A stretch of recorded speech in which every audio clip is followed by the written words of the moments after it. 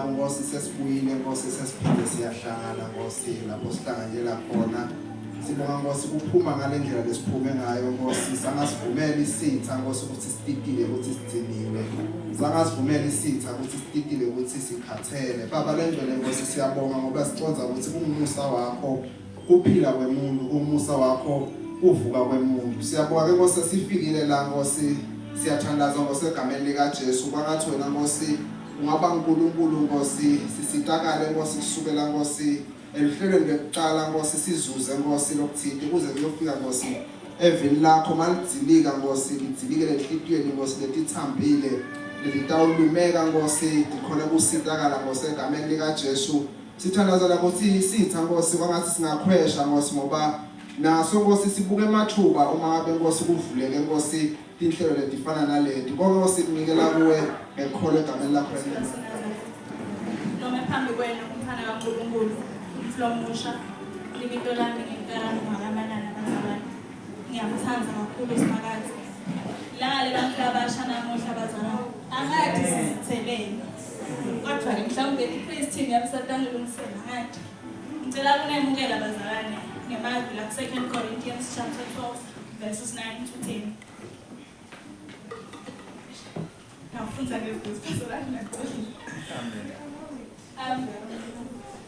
But he said to me, my grace is sufficient for you, for my power is made perfect in weakness.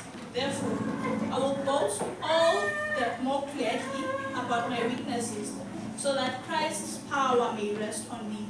Verse 10. That is why, for Christ's sake, I delight in weaknesses, in insults, in hardships, in persecutions, in difficulties. For when I am weak, then I am strong. Hallelujah. Jehovah bengishido bazalwane langale bamflabasha namuhla. Ngicabanga ukuthi leli verse leli nje liyabagcugcutela kakhulu ukuthi mangabe udiva ngathi emandla yaphela, just trust in the God that created you. Ngoba lithi leli for in Christ I find my strength. Amen. Hallelujah. Thanda ngibingelela ukwemukela laba sibasheke bazalwane ngicela ba nje isandla kancane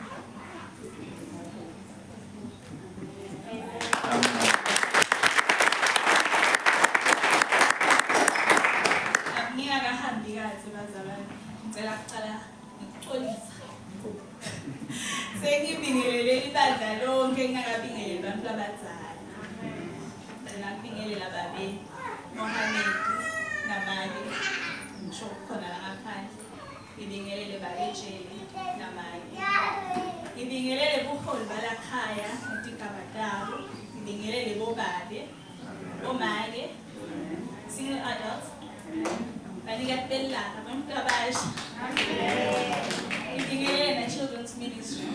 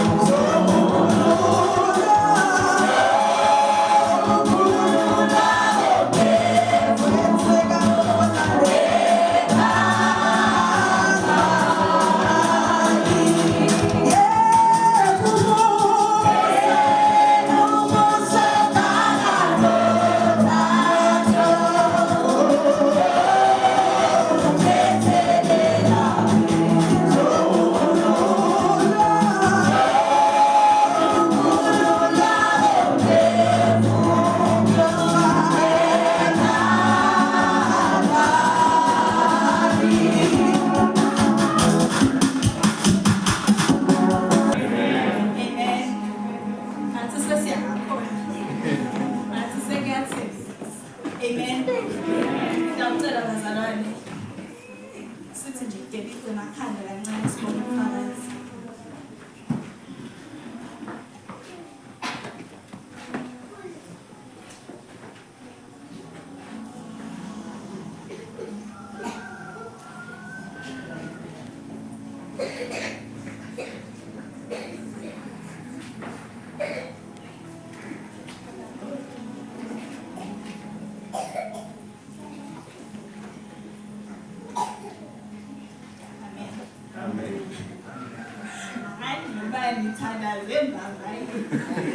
Kodwa ngiyathemba ukuthi enhliziyweni enu uNkulunkulu uyabona. Amen. Ngiyacela bazalwane ukuthi sithathisa umnikelo. Amane agijime kunekhona kufuna yenteke lana manje bethe mawashamsela yanlimalela. Lapho sithathisa umnikelo bazalwane mina ulalele indlebe yakhe ilindele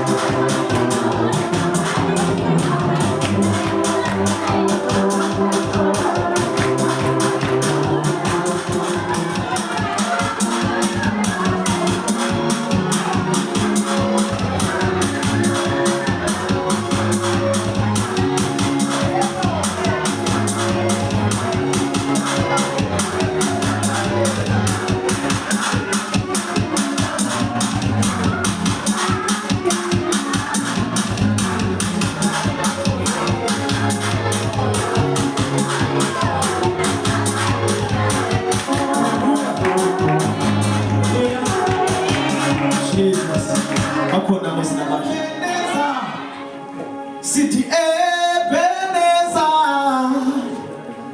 Ebeneza, Jesus usiholile,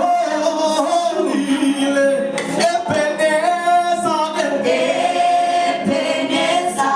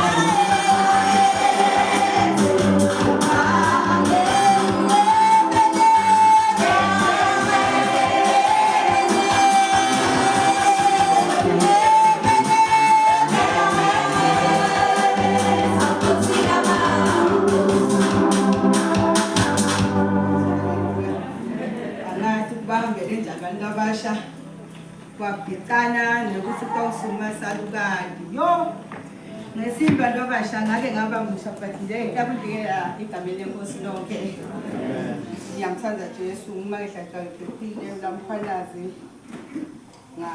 memukela Jesu ngifunda form 4 haleluya loya lisengithayile so ngabona how far is it ngifunda form 4 mamukela Jesu ngiyosale retired late so ngihamba na Jesu kwami ukufisha ngicabanga ukuthi I've got these happy people this side ngicela ukuthi ke ningadlali isikwatela ningadlali nokuthi sindlela isikhathi nani lithi siyaxolisa but isikhathi semfundisi sihlonipha but nje konke we are happy as children ministry sicela nisijoyine nibe happy kanye nathi wendeke nje bese sendlala kusikwatela na sport ningasendele lo bazalwane ngicela ukuchaza kancane la kusinto wendani kahle kahle akufanelanga ngakuqamine la ngabe kude coordinator wale program lesingene kuyo as from this Sunday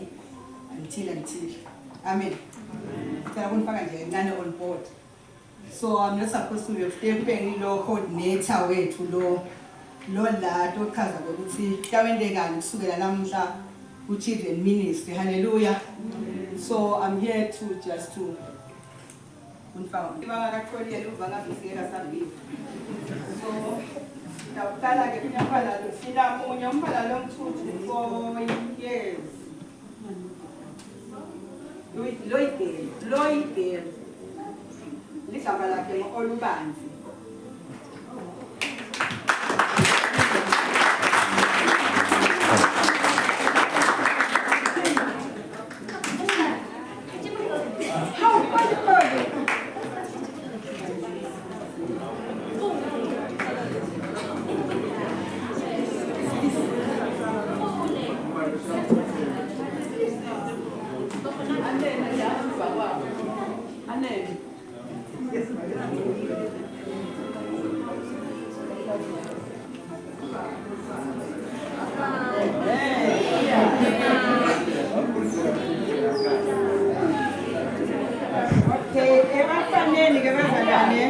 nginabo bo 2 to 4 year old alakhiwe bethe bamthathele abadala bakhe 2 to 4 years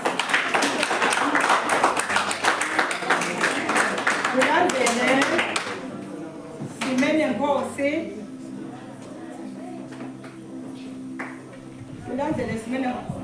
Simene Nkosi moyo lakhiwe take it from Gogo Simene Nkosi is you.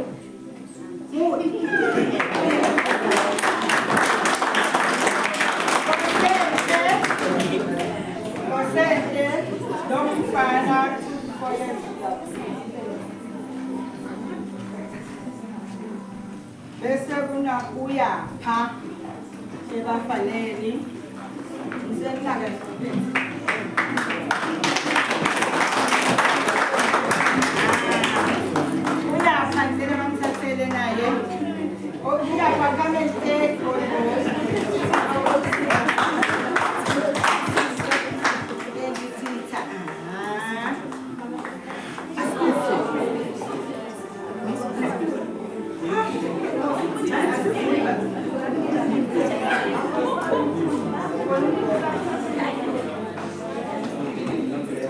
Sesendulela ke bazalwane ku 5 to 9 years. Sebaningi laba. Ala.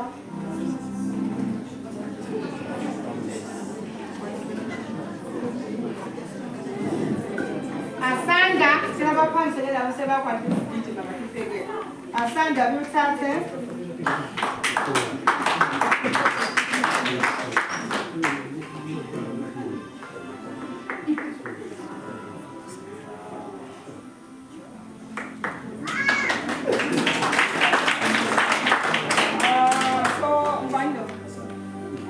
Yes.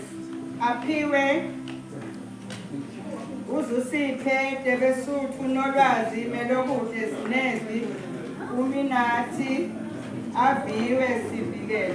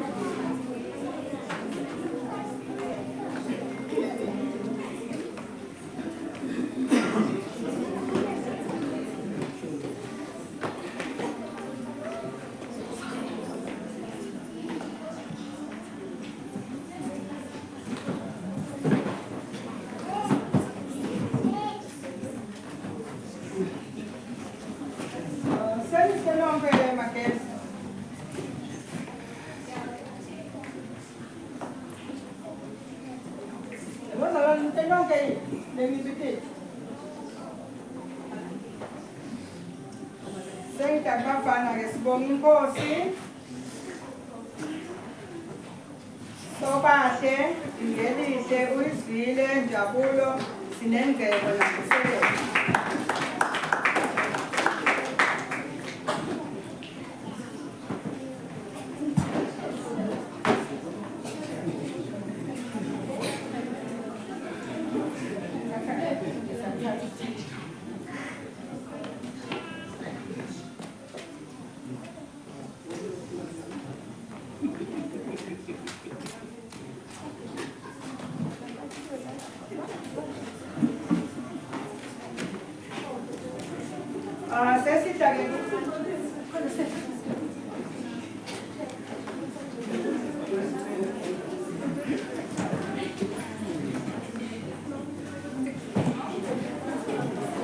Sesita 10 to 14 years, Kokala Kema girls. Ngala Erika Madake, Princess Mamukele, Silindogute, Simenzelwe, Asemate, Nokubonga, Nokuhle, Dakhona nasibonga okuhle.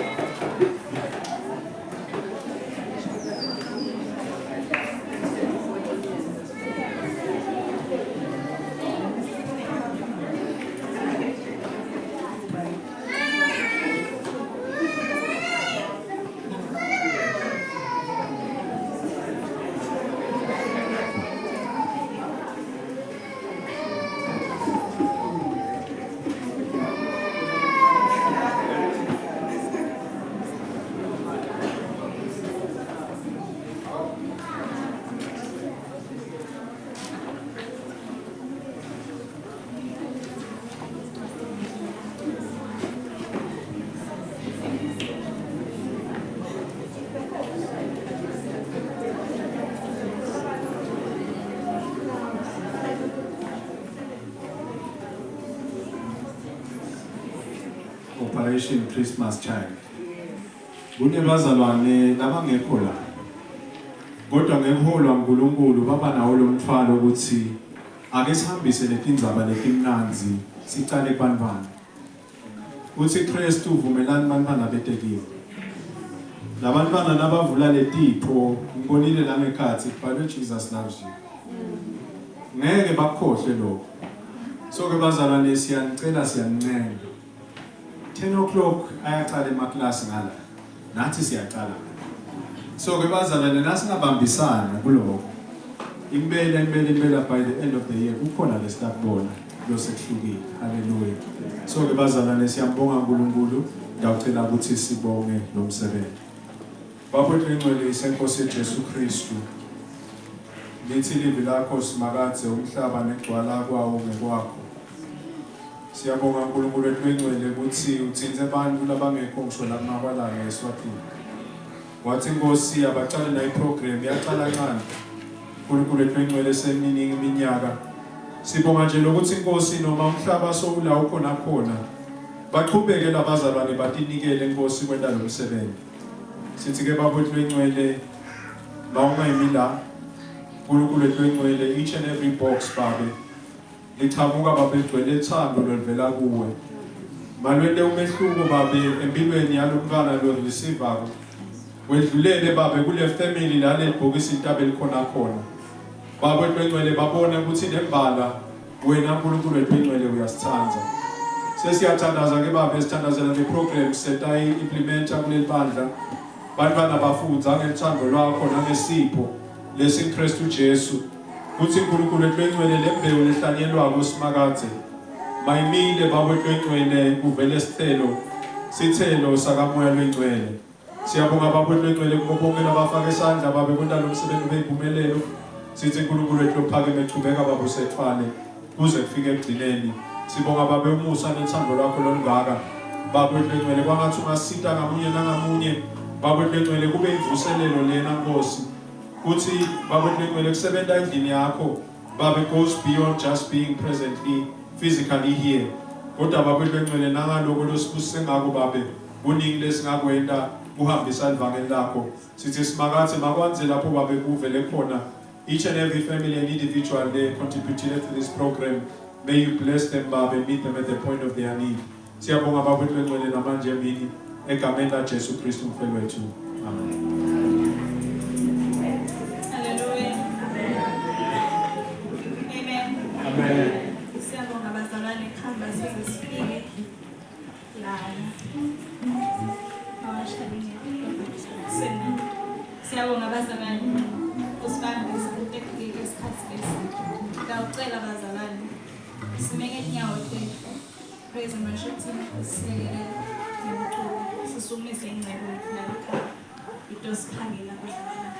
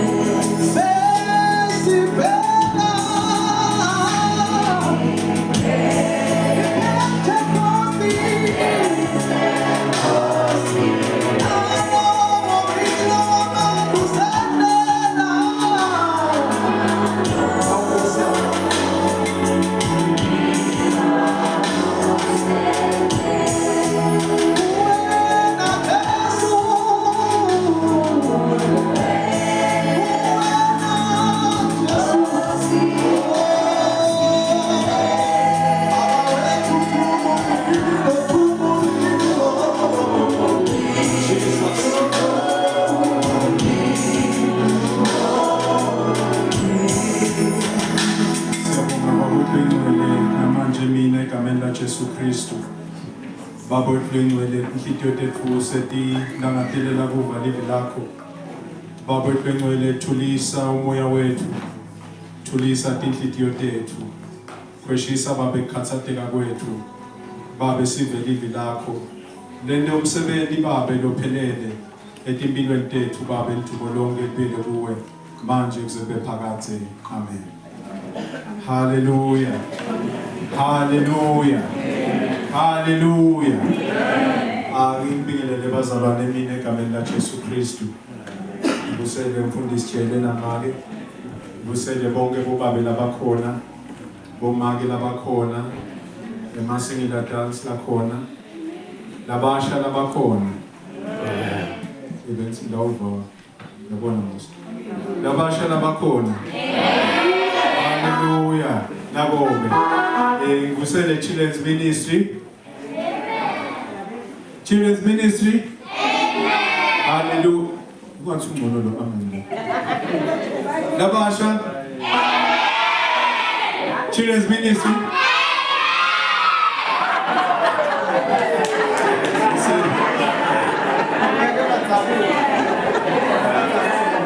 Ayishumile bazalwane. Ngusele bazalwane iPraise TV yethu bazalwane iband ngusele program director egameni laJesu Kristu. Bathandekayo umuntu angathathe lethuba kubonga bathandekayo niyathobisa lalela ngayo uchubekani bathandekayo uNkulunkulu anibusise. Hallelujah. Kuleli phelile besilengeshe abazalwane. Kusho lo munye uthi hey. Ha? Ebazalwane. Kunale language lesisebenzisako sithi emabandla amancane. Uthi ke lo mthandekayo hayi mina ngisasilo libandla lencane. Senibandla lelikhulu. Hallelujah. I receive in Jesus name. Kantisha letanda bazalwane. Kusho ukuthi bazalwane anika khuluma ngemlomo kodwa letento tena abantu babone ukuthi uNkulunkulu ukhona uyasebenza. So bekungako bazalwane nginibonga. So ubona ngani ke bazalwane ukuthi nalabo baka OCC nanabo basho the same. Hallelujah. Ngabo ke siyambonga bathandekayo uNkulunkulu. Bathandekayo isikhathi sethu sihambile besikanyekanye. Hallelujah. Cela sivule nencwadi ya First King emakhosi ekuqala sahluko 17 ngicela kube khona lo mfundzela amavesi lamathathu 17 to 19 emakhosi ekuqala sahluko 17 verse 17 to 19 First Kings chapter 17 verse 17 to 19. Hallelujah. Sisavula abazalwane uyabuya kimi ukuthi endlini kuvame kuba netindzawo letibekelwe umsebenzi lothide iyayibe khona i-sitting room. Uyaliva leligama ukuthi sitting room yekuthi nihlale nithi. Kube khona i-dining room. Shokuthi lapho nidla khona nangabe ikhona. Kube nelikhishi. Mulapho niphekela khona. Kodwa uyayikhanza ukuthi ikhona indzawo lapho nivame ukuhlangana khona. Ikakhulu nakunetindzaba letimcoka letifuna ukuthi tikhulume. Manje bazalwane ngiyanaka ukuthi la eBhayibhelini bekukhona indzawo ibe khona endlini lebaye bathi is the upper room. Indzawo lapho khona ukhanza ukuthi bazalwane bakhuluma naNkulunkulu khona. Kungako namhla sitawufunza phasi esihloko lesithi the upper room. Hallelujah. First Kings chapter 17 verse 17 to 19. Cela kube khona losifundela ngeSiswati. Kwathi ngalenye ilanga lendvodzana yalomfelokati lebenginikati walomuti yagula. Wachubeka kugula ngemalanga kwathi manje kwefika lapho lo mfana angasaphefumuli khona. Verse 18. Lo mfelokati wakhuluma ku-Elisha wathi, "Honeni kuwe waNkulunkulu. Kanti lapha kami udele ukuthi ngikhumbuta sono sami ubulale indvodzana yami." Verse number 19. Elisha wamphendula wathi, "Letha lapha lendvodzana yakho." Wayithatha etandleni talomfelokati wayigona wakhuphukela nayo ekameleni lelisedulo. Lapho abehlala khona wayilalisa embhedzeni wakhe. Hallelujah. Singesi sithi after this the son of the woman, the mistress of the house, became ill, and his illness was so severe that there was no breath left in him. And she said to Elijah, "What have you against me, O man of God? You have come to me to bring my sin to remembrance and cause the death of my son." Then he said to her, "Give me your son." And he took him from her arms and carried him up into the upper room where he lodged and laid him on his own bed. Hallelujah. Live las magaze le bazalwane libhalelwe thine lilungele thina futhi liphilisa thina. Kunemhlabeleli number 8 bathandekayo emacilongweni. Lengithena ngifundza lelivi kwabuya nje kimi ukuthi sike simbonge uNkulunkulu ngemsebenzi lawenda, umsebenzi lophelele wekusindisa. Number 8. Hoba nini bazalwane Guyabanga injabulo Vuga phefumulo wami Vuma nawe natitulo Ngingo wako feli wami Nako konke okukimi Ngingo wako feli wami Nako konke okukimi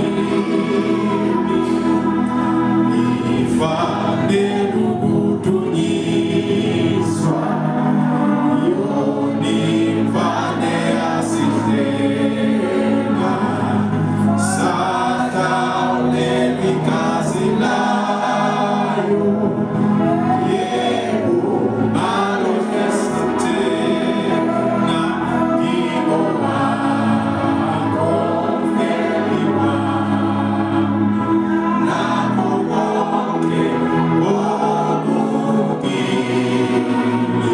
Ngingo wakho mfeli wami Nakho konke okukimi Tumisane kukileyo Ekuveni Nkosi yethu Naka amaceba ayo Litho bilichawe lethu Ngingo wakho mfeli wami Nakho konke okukimi Ngingo wakho mfeli wami Nakho konke okukimi Nina bakhe jabulani usathana uhlulekile Kanamandla phezu kwenu Ungqongqoshe ungcolile Ngingo wakho mfeli wami Nakho konke okukimi Ngingo wakho mfeli wami Nakho konke okukimi Ugcobile mayisiwe Eyondaba ezweni lonke Zabazulu zingelosi Dumisani nami lonke Ngingo wakho mfeli wami Nakho konke okukimi Ngingo wakho mfeli wami Nakho konke okukimi Hallelujah Hallelujah Ingoma lena lekufuna ukuthi ungene ngayo na ungena kule upper room Ngina abazalwane na uya lapha corporate place uyabona mosusi lenza utakhiwe kanjani kulama restaurants kunale floor lengaphasi bese kuba nale floor lela ngetulo ngicabanga ukuthi kulikhulu ukuthi ungavela ungene nje uhamba uyohlala le ngetulo ungakathengi lutho lengaphasi leni ngoba udzinga imvume kungena uyawuhlala in the upper room. Le emuva abazalwane kaIsrayeli bekuyaye ukuthi indlu nayakhiwa libe khona lelikamero lendzawo yekuthandaza. Indzawo beyivame ukuthi yakhiwe yona ibe ngetulu ibe neminyango wayo. It was called the upper room. La sifunza khona abazalwane sifunza encwadzini yemakhosi ekuqala. Lekungasikliye ukuthi yabhalwa ngubani. Kodwa lesikliye ngako ukuthi ibhala ngemlando wemakhosi aka-Israyeli. Ibhala ngemlando kokuthi uNkulunkulu bekabanike emakhosi kuba ababuse. Wabeka nje makhona icondition le simple. Ithi le condition nani tawuhamba ngekwetimiso tami mina uNkulunkulu ngidanibusisa. Kodwa naphambuka ekuhambeni ngetimiso tami mina uNkulunkulu ngidanicalekisa. Lapha abazalwane nawubuka incwadi yaKings nayiqala ikhulumisa emalanga ekugcina enkosi Davide. Ikhulumisa kubusa kwenkosi Solomon. Le kwayinkosi lekuthiwa he was the wisest of all men that ever lived on earth. Kodwa khona njalo kuleyo wisdom lokwamhlupha Solomon nembuso wakhe kokuthi yagcina le wisdom yakhe seyingetulu kwekukhonza uNkulunkulu. Ngithi bazalwane, no matter how wise you can become, ungamkhohlwa uNkulunkulu ukuthi ungubani. Solomon kuthiwa wagcina anebafati laba over 700 netintombi noma kumbe nemaphovela ngathi labo 300. Inkinga beyikhona lapho ukuthi labaningi bakhona wabathola ngekweukuthi bekazama kwakha ubudlelwane naletive. Manje angasayi ngalokuthi uNkulunkulu uthe ningabathathi betive, kodwa le nhlakanipho yakhe yamtshela ukuthi kuze kube nekuthula amane ngithathe labafati kuletive. Lokho kwabanga ukuthi egcineni uNkulunkulu agcine athi amjabuli Solomon ngendlela lobusa ngayo. Ngakho ke lapha kulomndeni waDavide ngidawuletha challenges. Lapha bazalwane la sifunza khona kule ncwadi ya First Kings sifunza ngemprofeti Elijah. Lobe uNkulunkulu amthume ukuthi aprofete kulesihlenge lebesingenhla saka Israel. Sihlenge lebesi le dolobha lalo kuyiSamaria. Lapha bazalwane lencela ukuthi sikunake kokuthi now uya ku First Kings chapter 12 uyakutshela nomlando ukuthi kufika kanjani lapho lo mbuso wakaIsrael uhlukana khona. Kufika ngoba kunenkosi lebekuthiwa nguRehoboam lengumntwana kaSolomon leyala ukukhombisa uthando lwaNkulunkulu kubantu bayo. Base labantu sebayahlubuka babeka Jeroboam lo yena abengasuye wakulendlu yaDavide legcotshwe uNkulunkulu, kodwa ngoba kwakuyindvodza lehlakaniphile bathi hayi kwahle wena kwangathi ungasibusa kahle. Base bayahamba bayawakha idolobha labo eSamaria, kodwa kwaba nenkinga yinye ukuthi ithempeli beliseJerusalem lapho kunalele inkosi khona. Manje ke kuzama kuvala lesikhala waseJeroboam so wakhathi ithixo teligolide, ithixo lefana nasithixo lesakhiwa abantwana bakaIsrayeli nabasendle baphuma eGibhithe. Kwaqala lapho bazalwane kwaba nalenkolo yethixo, bathi nabo solo benda kahle phambi kwaNkulunkulu.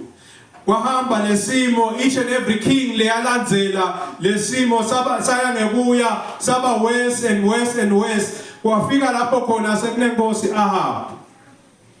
Leyahamba yagcina ithethe Jezebel. Lebekuthiwa abeqhamuka endzaweni yaseSidoni. Lapho bekumkhona bakhonda sithixo noma bakhonda Baal.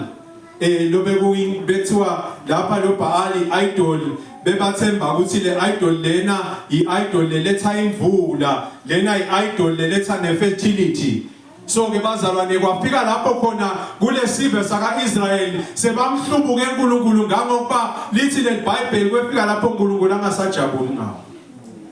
wase uNkulunkulu uthumela nangu umprofeti wakhe lo Elijah.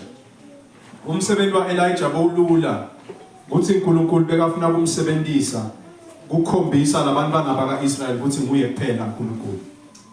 Akaphela uthi nake fika nje Elijah ufika umemetela ukuthi ebazalwane lapha ngeke kube nelitulu umhlaba wonke. Nemvala kwabanjalo.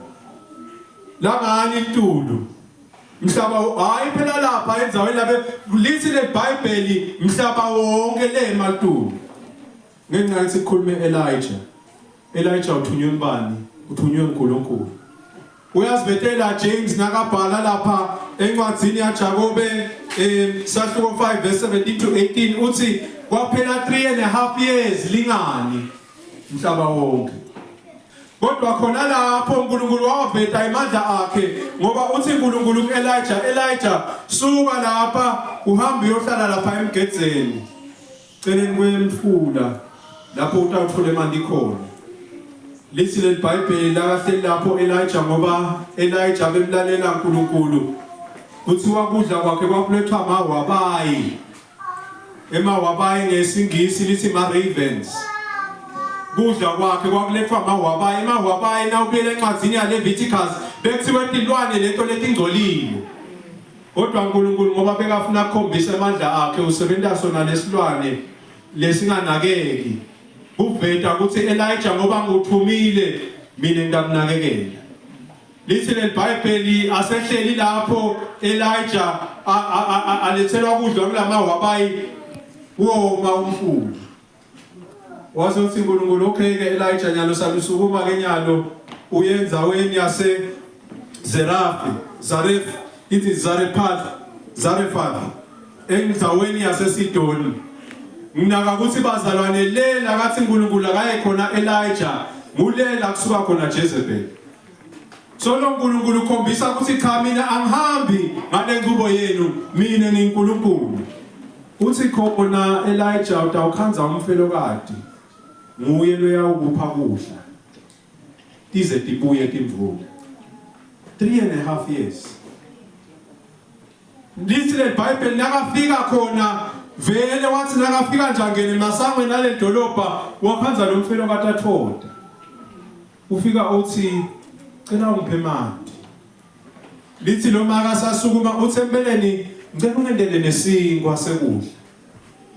Uthi lo mfelokadi kube manje uyati ukuthi vele ngilungiselela ukuthi ngimane ngiyopheka kwegcina mina nendvodzana yami sidle kube kanye sife. Wasi kumntana kaNkulunkulu othunywe uNkulunkulu wathi cha chubeka wentelo lokwentako kodwa ngicela ucale ngami. Cabanga ukuthi lo make wacabangani angathi kodwa ngisola ukuthi ngalokuthi uNkulunkulu naye bekamvakashele ukuthi kutawufika incebo yami lo make walalela wenta njalo. Lithi ke leBhayibheli lesinkwa nalamafutha aphelanga. Each and every day bayapheka bayadla. Each and every day bakhanza solo flower ukhona. Leni ngoba bese kuna uNkulunkulu lo umnikati wemandla onke atawuvetela labantu lesive ukuthi only I am God. I can defy the odds. Nalapho bantu sebathi kude khona, lapho bantu sebathi kuphelile khona, kodwa na uthembe mine, I will make a way for you. Sekufika ke bazalwane lapho khona sekuvela ke le test ke manje ngoba sisahamba landleleni bazalwane akamfike ama test. Lithi leBhayibheli lendvodzana yalomake khumbula phela ukuthi lo make ngumfelokade. Sho ukuthi indvodza yakhe ishonile. So lo make sowusele nalomntana wakhe lendvodzana mhlambe sengumuntu la close kuye umuntu la nethemba ukuthi as long as indvodzana yami sekhona shothi nami ngingaphiki. Lithi ke leBhayibheli yasiyagula lendvodzana. Manje kunaka lamagama abazalwane ngicela umfunze leSwati verse 17. Ngifuna sinakele lesingisi ngoba lesingisi lithi there was no breath left in him. Lithi leSwati kodwa. Lagcineni wagula wase wachubeka ukugula emalanga. Kwathi manje kwefika lapho lo mfana angasaphefumuli khona. naka alisho ukuthi he died. Lithi the breath left him noma he had no more breath. Nginaka nje bazalwane ukuthi lesingeniso sikhombisa ukuthi hayi kukhona uNkulunkulu bekafuna ukuveta kulenzayo. Manje lo maka ngathi noma wa understand ayini ukuthi this was a test to demonstrate ukuthi lo uNkulunkulu lo lesikhuluma ngaye noma lo uNkulunkulu befuna bamkhonde uNkulunkulu lo ngumnikati wekuphila. Uthi Kristu efika kuMartha na Maria batombikela ukuthi Lazarus ufile. Nginaka emagama labasho koboMartha na Mary nasafikile Jesu sekuphele emalanga la-4 bathi Nkosi kube manje bawukhona ngabe umnakethwa kahle. Manje nalana bazalwane lithi lelivi umoya wasongekho kuye. Ngicela sinake ke magama noma lokwenteka la uNkulunkulu asebenzisa Elijah kuveta ukuthi yena ungumnikati wekuphila konke. Kuletinto letimbili letinaka ngicabanga ukuthi dingasita bazalwane nathi sahamba kule ndlela. Kwekuqala uthi lapha Elijah kulomake give me your son. Give me your son. Lokuvela lapha kimbazalwane ngokuthi kumbe lo make Inkosi yami bekambambile lo mfana wakhe akhala tinyembeti ukuthi kodwa Nkosi uyithethe indvodza yami bese ngiselena na indvodzana kodwa leli nyalo kodwa uthi Elijah lapha nginike indvodzana yakho. Lokho mawuthi bazalwane lapha ngikhanza ngokuthi kuyenteka empilweni sifike lapho sivivinywa khona lapho sivelelwa timo khona instinct yethu ithi asibambelele kulento simane sifune isolution kodwa lapha Elijah uthi make letha le challenge yakho uyilethe kimi. Usitwa lo make ukuthi uyamnika lo mfana unika Elijah. Lithi ke leBhayibheli uyamthatha Elijah unyuka naye uya endlini lengetulu. Nginaka ukuthi kwesibili bazalwane lenkufunza kula ukuthi kwekuqala we need to learn to let go of our problems. Hallelujah. Let go of our problems. That is why Kristu uthi lapha ku Matthew 11 wotani kimi nina leni nemthwalo nalensindva. Nilethe lenjoko lenu kimi. Mina ngitanika lelula. Bana sekhaya. Nangabudayo kulendzawo lengetulu. Thatha letinkinga takho utimikise khona. Shiya letinkinga takho ngoba letinye takho na tinkulu kunawe. Ngeke uconnect isolo. But ukhona yena lo ngumnikati wemandla onke. Ukhona yena lo ngehlulwa lutho. Ukhona yena lo kuphila. Lo tawuthatha letinkinga takho akunike isolution. Manje lapha nginaka ukuthi Elijah lithi wamthatha lo mfana wase unikisa to the upper room. Lapho wafike wamdlala khona embhedzeni wakhe noma wambeka embhedzeni wakhe. Lapha bazalwane ngibona ukuthi lapha lenguthanza konga Elijah ukuthi akafika angawazama ukuchaza noma wa rationalize kuyefika nje kuye ukuthi cha lesimo lesi asingangami kodwa singanga uNkulunkulu. In the upper room ngila uthatha khona inkinga takho uthi mixe kulona lo ngathi solve inkinga takho. In the upper room ngila uthatha khona timo takho ledihlulako lo ngeke ukhona ukuthi sebenta wena uthi mixe kulona lo ngehlulwa lutho. Lapha bazalwane nginaka ukuthi Elijah lithi wamthatha lo mfana wammixa lena kule kamero lakhe. Nginaka ukuthi le kamero bathandekayo lapho ekahlala khona because he was a prophet. Kwakuyindzawo lapho khona abeba nesikhathi naNkulunkulu athandaza kuNkulunkulu kumbafunza livi laNkulunkulu anebudlelwane nesikhathi naNkulunkulu. In the upper room. Bathandeka siphile esikhathini lapho khona kuphithitela kakhulu khona. Sikhathi lapho khona kude, sikhathi nje sekuhlala phansi, sike sithi hayi ake sengithathe nje nami 1 Kings chapter 1. Ake ngimfuthe. Ithi nje Nkosi ake ungiside ungivedele ukuthi uthini kunancwadi.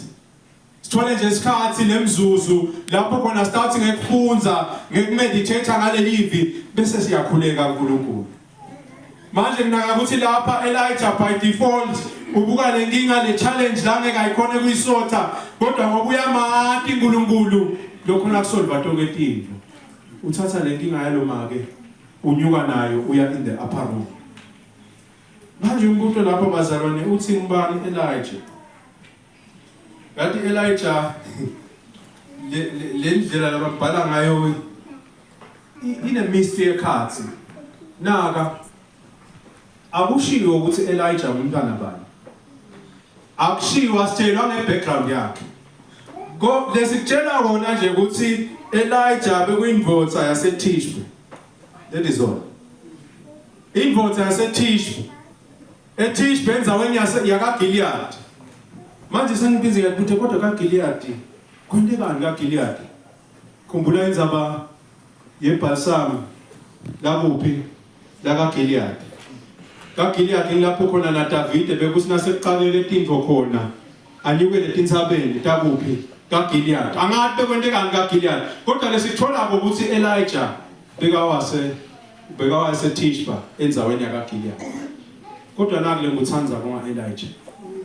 Bekuyindvodza begcwele emoya kaNkulunkulu. Bekuyindvodza lelalela uNkulunkulu.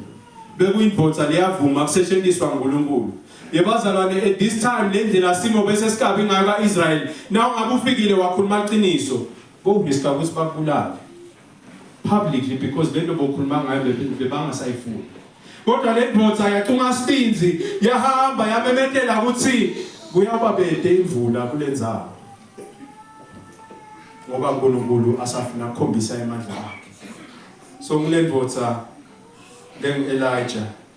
Nginaka ukuthi ke bazalwane lapha le ndvodza Elijah lena moya kaNkulunkulu inenzawo yekuthandaza the upper room.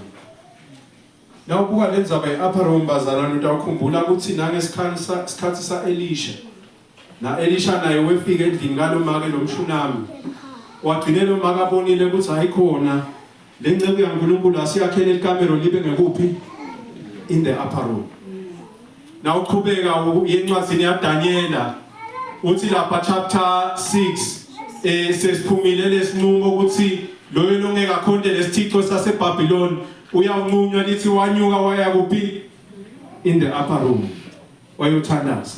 Siqhubeke bazalwane nakafika Kristu Jesu lithi lilegcina benkuphi bazalwane in the upper room. Siqhubeke bazalwane nawufunza incwadi yaActs kuthiwa labafundi angakehla imoya bebahlangene kuphi in the upper room. So uyabona ke ukuthi ukhona lemfihlo lekhona nasta wakha lenzawo yekuthandaza. Banayo indzawo yekuthandaza. Ngeke ukhona mntana sekhaya ubhekana nato tonke timo lotawubhekana nato. Ufuna ukuthi uthole isito lapho uthandaza uNkulunkulu. Manje lapha bazalwane ngiyatibuta ukuthi kodwa uNkulunkulu lapha bekafuna ukukhombisa ini bazalwane? Abefuna ukukhombisa uNkulunkulu ukuthi kuphila kuvela kuye. Naka mthandekayo lapha la sikhuluma khona lithi uNkulunkulu sekefikile Elijah wambeka lo mfana lithi wase utendlala etukwakhe emahlandla amathathu wase uyathandaza Elijah uthi Nkosi kodwa ungavuma njani ukuthi lokhu kwenteke ngikhona ngoba sebaze basola mina. Manje lelivi lithi uNkulunkulu wase uyamuva Elijah. Akamuva ngoba Elijah athandaza kwekuqala, umuva ngoba Elijah wavunya kusetshenziswa uNkulunkulu. Elijah waqhubeka waba nesikhathi naNkulunkulu. Elijah waqhubeka wakha ubudlelwane naNkulunkulu. Elijah wakhula engimatini uNkulunkulu. Lithi wase uyamuva Elijah. Wase umfana uyamphilisa. Wase umfana uyamphilisa. Leni ngoba bekunalendzawo yekuthandaza. Naka ukuthi bazalwane, this is the first recorded resurrection in the Bible. Now phela emuva nje icala la indzaba yekuvuswa kwemuntu lofile eBhayibhelini icala kuna indzaba lesiyifunzayo. Manje kulesikhathi mhlawumbe labanye bebatathi hayi bekunemlingo tsite bekanawo Elijah. Hayi wasuyavela Jesu. So uyaphila emhlabeni uhamba phambi kwabantu. Na utawukhumbula mntana sekhaya yathi indvodzakati yaJairus seyifile. Bamtshela Jesu uthi ifile. Wathini Kristu? Wathi hayi ulele. Wefika Jesu wathi Talitha kum. Wathi indodzana vuka. yavuka le ndodzakade yaJairus. Labanye bathi hayi vele lo muntu bekangakafi ngoba iscience yakutshela ukuthi hayi sometimes kuyenzeka ukuthi umuntu bonakala engathi ufile kodwa mhlambe kufuna kuphele ama-hour bese siyasho cha uvemba. Hayi bakanye lapho. Wasiyaphinza Jesu. Na encwadzini yaMark I think in chapter 5 bathi bahleli nebafundi bakhe uthi Jesu hayi ake sinyukeni bafowethu sibheke ngala kulenye indzawo bekuthiwa kuse9 noma 9 angathi ngesingisi uthi akuthini lapho khona kuthiwa bekunemfelokati nakhona inkosi yami bekunemfelokati nakhona afelo lendodzana yakhe nabefika Jesu kuthiwa laba bebaphume egedeni base bayethuneni ifile lendodzana uyafika Christ uthi hayi lo mfana lona kafi uyafika Jesu ukhuluma amagama ekuphila uyavuka umfana uyaphila bese ke bathi labanye hayi kuthi nje hayi bekangakapheli phela 24 hours iscience ithi hayi ngenteka kube kumbe bekangakafi imbamba bekalele nje leli ngoba bazalwane when we try to rationalize God sifike sifeyile ngoba yena wenda into ngekwehluka hayi chubeke lenzaba nasifike enzabeni yaLazarus hayi wasiyakuveta Kristu leqiniso isile iBhayibheli bese kuphele 4 days bathi laba yebo simfihle lapha kodwa hayi by this time ufuna ngabe soyanuka bathi Kristu hayi vula lelitshe wasiyambida wathi Lazarus leli bazalwane ngoba uthi Kristu mina ngikuvuka nekuphila I am the resurrection and the life loyo lokholwa ngimi ngeke afe kodwa uyaba nephila kwaphakathi ngithini ke bazalwane ngithi Kristu ungumthombo wephila nangabe sihlaya to the upper room to the place of prayer siya ngesibinzi ngekholwa ukuthi leli siyothandaza kuye uyasiza siya ngesibinzi ngekholwa ukuthi leli sithandaza kuye utasiphendula siya ngesibinzi sathi ukuthi leli sithandaza kuye unemandla onke angiyikhulumi lenzaba ngoba ngithi asiye kuElijah inzaba yaboElijah seyaphela kungako this last week besikhuluma nge-total package for our deliverance sithi le ngqubo yakadzeni angakapi Kristu seyiphelile kungako phela le ndwangu ethempelini yadzabuka isho ukuthi nyala awusamdzingi umpriest awusamdzingi umprofeti kodwa wena unguwe ngegama likaJesu Kristu you can reach out to Christ you can reach out to God through Christ uNkulunkulu tabuva ngithi bazalwane asibe nayo indzawo yokuthandaza asibe nayo indzawo lapho khona siyawubuya sibeke konke phambi kwaNkulunkulu sikwedlale nekwesaba kwethu netimo letisivelelako sithi nje Nkosi site kuwe sithi lethe nje ngoba sinje wamsebenzisa uNkulunkulu Elijah kuvete amandla kulomama cabanga lo make ngabona nalapha nakathi nje Elijah mlethe kimi angicabangi lo make waba nenkinga ngoba besayibonile lenza bathi ayikhona kunike kufika la ivotha unalikhala kithi nalokho besithi kunqane naku kuphela emalanga naku kuphela inyanga naku kuphela iminyaka so lakupheli lo uNkulunkulu wakhe must be the God we should trust ngabona mhla mina ngithi bantwana basekhaya asimethembe uNkulunkulu asimethembe uNkulunkulu kuko konke asinikele konke kuye lokho sitakwenda nangabe sisakha isikhathi sekuthandaza nangabe siyibeka lendzawo lapho khona sithatha isikhathi during our busy schedules sithi nje Nkosi lesi isikhathi sami nawe ngaleyo ndlela sakha ubudlelwane naNkulunkulu ngaleyo ndlela siletha konke kuNkulunkulu ngaleyo ndlela sitawugcina simbona uNkulunkulu sibona asenda letindwa sebente empilweni tethu bese kukholwa kwethu kuyakhula yebo khona mfundisi yebo bakhona abazalwane kodwa uNkulunkulu akufunayo inhliziyo yakho lekholwa yena ngalokuphelele asakhe isikhathi sekuthandaza Let us create our own upper room. Manje ngithi namhla emini bazalwane nalendzawo la sikhona khona is an upper room. Angikwati ukuthi wena yini le lo enza kuyo. Yini lekuthinthako. Yini lekuhluphako. Kodwa lengikwati ukuthi senza wende kahle. Ukhona uNkulunkulu. Angakusida uNkulunkulu. Angakhulula uNkulunkulu. Angaphakamisa uNkulunkulu. Angaqinisa uNkulunkulu. Ngoba ufuna ukuthi wakhe ebudlelwane naye. The upper room. Akube ngumkhuba kithi ukuthi sibe nayo nathi upper room. Abasekho bo Elijah kodwa Kristu Jesu khona. Indodana kaNkulunkulu. Uthi nanithandaza kimi egameni lami babe wethu utangiva.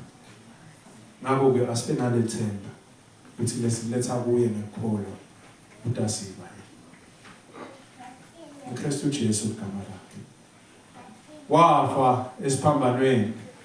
Wavuka kulabafile. Athi sekhiya taseHades. Lokusho ukuthi bazalwane ngokukholwa ngoKristu. Kufa akusana sabelo lithi. Nasikholwa nguye sinephila hayi la emhlabeni kuphela kodwa nasemaphakathini. Ngolo Kristu Jesu. Ufuna sithe kuye. Uyakuthanda Kristu. Uyanaka ngawe Kristu. Ufuna kuba nebudlelwane nawe. Kodwa lokho kutawendeka nawe uletha uvule inhliziyo yakhe kuye. Uthi nje Nkosi ake usebenzele yena. Ngicela sisukume bazalwane sitawukhuleka.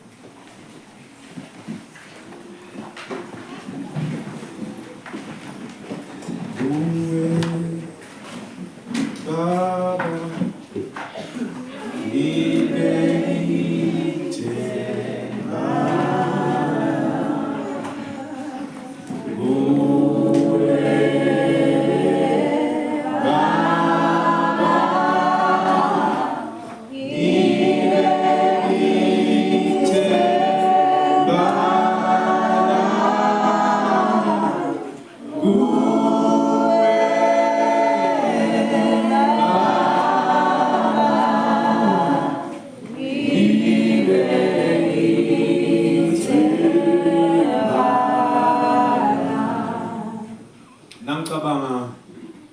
Kamero labekaya khona Elijah nawungaphandle wakuba nje just an ordinary room, but that ordinary room was transformed by the fellowship that happened in the room. Lobukhona baNkulunkulu, le relationship ya Elijah naNkulunkulu. Uthi Jesu le temple lenzala alisekho. Kodwa temple lelisha lingekhathi kithi. The upper room experience starts in your heart. Nangabe utinika ngemabomu akho ukuthi mina ngifuna ukumkhonza Kristu. In your heart and in your spirit utinikele ngalokuphelele. uNkulunkulu khona bazalwane.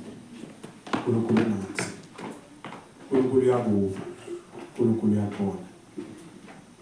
Namhla emini ngithi nangabe ukhona lothi nje ngicela abazalwane nikhuleke kanye nami. Kuthi nami lo budlelwane naNkulunkulu bakhe buqine. Ngicela uphakamise isandla. Nangabe ukhona lothi inkosi Jesu ngisengayemukeli njengenkosi nemsindisi wephila kwami. Thuba lakho le. Kuthi nawe ungamemukeli. Ngoba yena ufuna nje kuba nedlelwane nawe. Ufuna kwakha udlelwane nawe. Kuwe Baba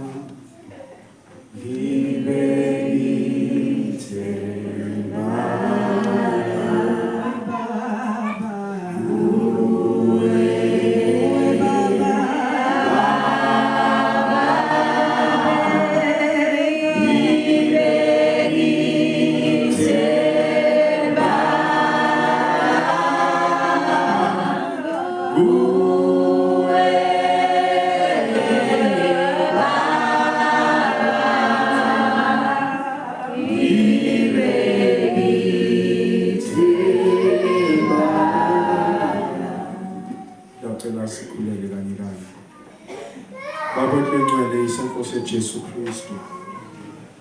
Siyabonga baba eqengcele namanje mina.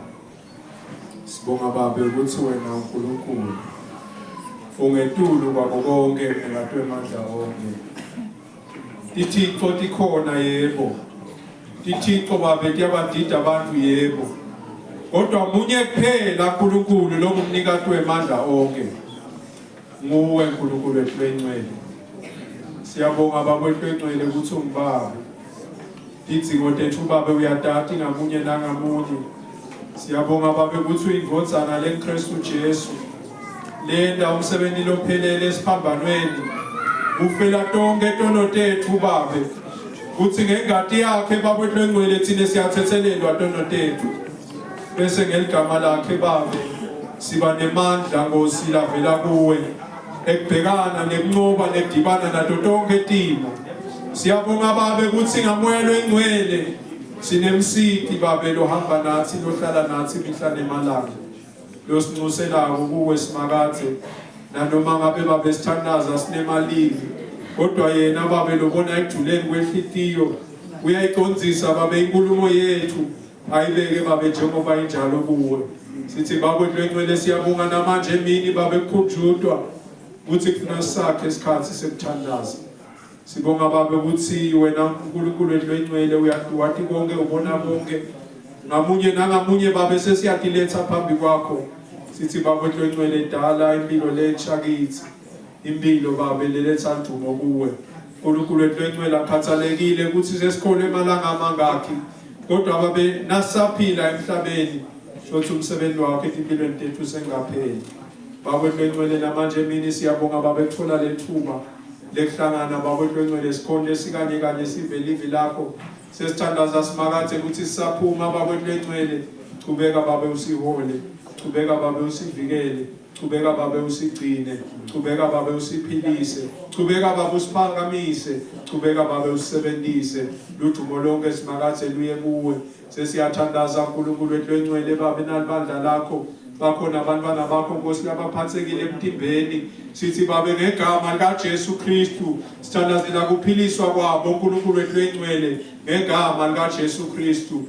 Baba wethu engcwele emkhathini wethu kunebantwana bakho benza etimeni baba letimatima letinye baba abantu ukuthi batawuthatha ini babhice nani.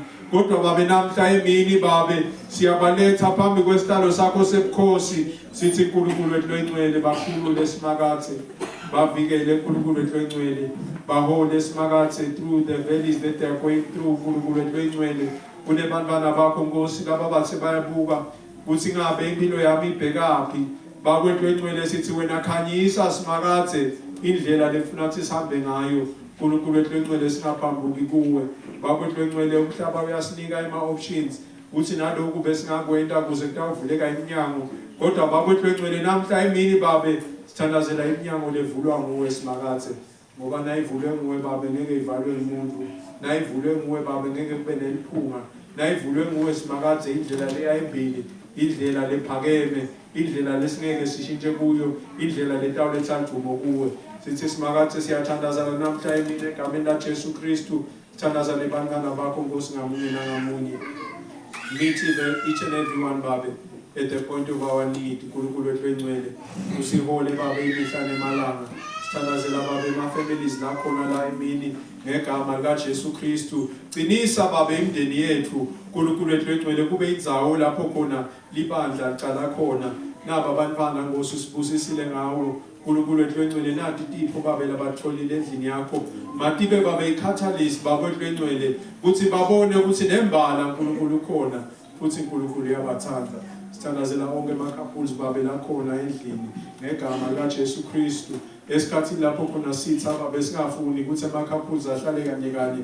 Kodwa babe ngegama likaJesu Kristu sithandazela babe a renewed love, a renewed companionship, a renewed wedding vows. uNkulunkulu wethu engcwele bantu bakhumbule ukuthi bathembisa kuthini. Uthi babe nalapho kunetinkinga khona wena Nkosi uthi usisite babe to overcome them. Siyakwethemba simakathe ngoba wena wethembekile. Isithembiso sakho babe singiyeke usingi amen. uNkulunkulu wethu engcwele sithi babe sithandazela kuphila kuleli bandla lakho ngegama likaJesu Kristu. Sesinikela babe onke ama-activities nama-fellowships babe sithi babe ngegama likaJesu Kristu. Nakube ma-platforms babe ekuhambisa tindzaba takho ukuthi babe sikhule ekwatini wena, sikhule ebudlelwaneni nawe. Namanje Nkosi sesitawuphuma uNkulunkulu etwengcwele ngamunye nangamunye babo etwengcwele sithi sivikele endleleni, sivikele babe emakhaya, sivikele emisebentini, sivikele etikolweni, sivikele emimangweni, sivikele babe etikhatsini tonke lapho sikhona khona babo etwengcwele sibe kukhanya. Nathi simarathe usisebenzise for the glory of your kingdom. Siyabonga babe umusa nethando lwakho Nkosi lisanele namanje nini egameni laJesu Kristu mfelo wethu. Amen.